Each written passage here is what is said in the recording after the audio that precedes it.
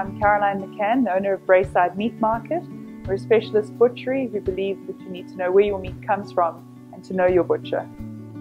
I'm behind the business. I've owned Braeside for the last 13 years, and in that time I've made it my business to be the best that I can be. My business specializes in finding free-range grass-fed meat that we source directly from farmers, and the inspiration came from a trip I did to the UK a number of years back, where it struck me that most of the good butchers that I looked up to knew exactly where the meat they were selling came from. So I decided to come back to South Africa and be the first to do it here. I did always want to manage my own business. My earliest attempt at being in business was when I was 6 years old, and I used to make Valentine's Day chocolates and sell them at school and to our local neighborhood. The whole dynamic of business, of finding and selling and spreading a little bit of joy, I find really interesting. In regards to Braeside Meat Market, I bought the business from my aunt, and she had successfully owned and run it for 6 years. For me, it was quite a step out of what I was used to. I was practicing law at the time, and I'd been doing so for 7 years and really just needed a change of pace. I didn't quite dream that I'd fall in love with the meat industry and what I do. And 13 years later, I really wouldn't do anything else. I think it's incredibly important that as a consumer, you're given a choice of what to put into your body. And up until the last 10 years, that choice was not freely available. And also, I think that there's a lot to be said for taking South African farmers who are doing terrific work, promoting them and letting them be the face of their amazing products.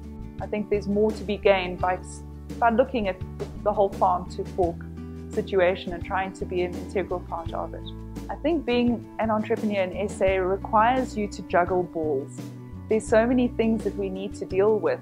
We also tend to be very creative and imaginative because that's what is needed in our economy. The first and the biggest obstacle I needed to overcome was to be taken seriously as a woman in this particular industry. What makes our product unique, and in fact our entire service offering unique, is that we are the butcher of old.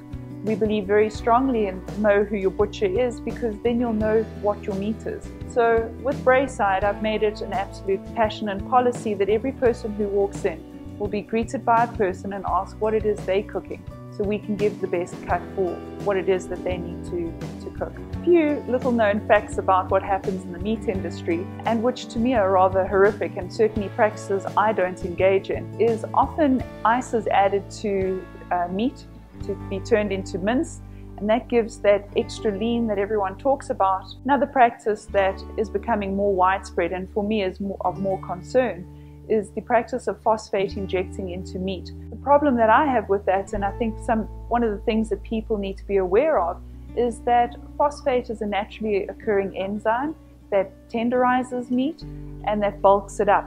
And a lot of people are finding that they're allergic to it.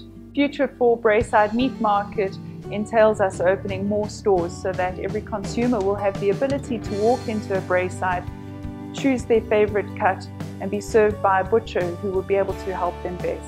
A number of years ago, I chose to start my relationship with the Sanlam Handmade Contemporary Food Wine Design Fair, as I realized that it is the best fair for showcasing my product.